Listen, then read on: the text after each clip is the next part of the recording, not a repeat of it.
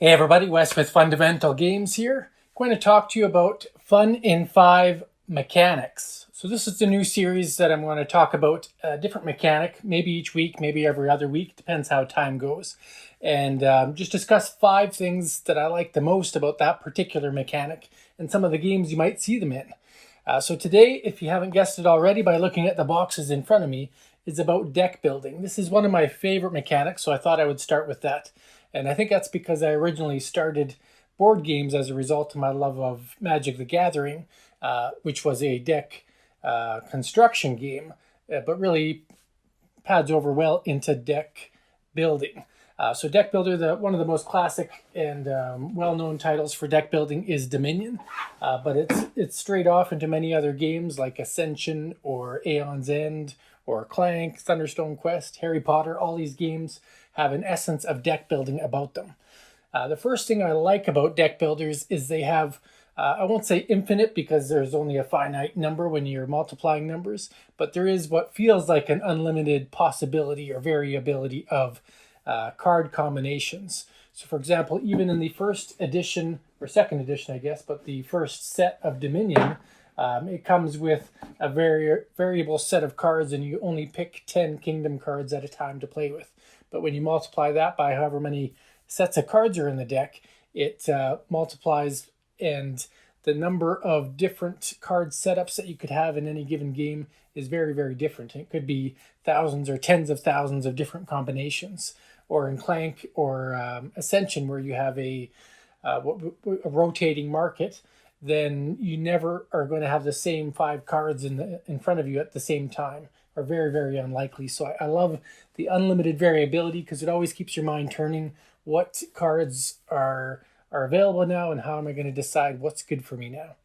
And that kind of takes me to my second point about what I like about deck building games, and that's about how do you value cards. So every player at the table has been through different learning and personal experiences. They have their different tastes, their values, their understandings of the mechanics in the game, and it's cool to see how that tethers into the decisions they make and what cards they're going to buy. So I've talked about it before when I originally talked about Dominion, but somebody may completely undervalue the power of Chapel because they don't think it's worth trashing cards in their deck ever. Seems like a waste to lose cards. Whereas another player may think that is one of the most powerful cards because it can thin out the deck.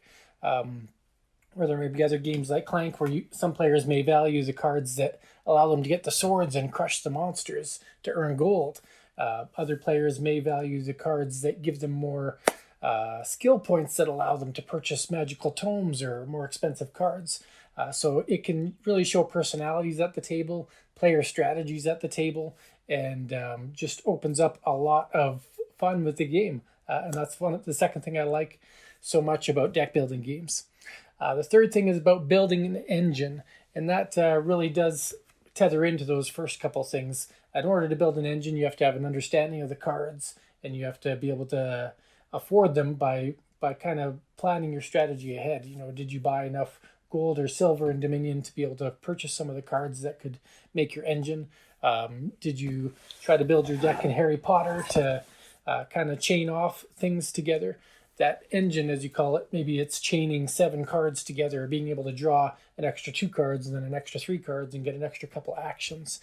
So just being able to build that engine to create those really fun moments in the game where you've chained lots of cards together, or you've been able to do enough damage to take out Voldemort when you thought it was impossible and you were down to half a heart or something like that. It's really cool to see how that works.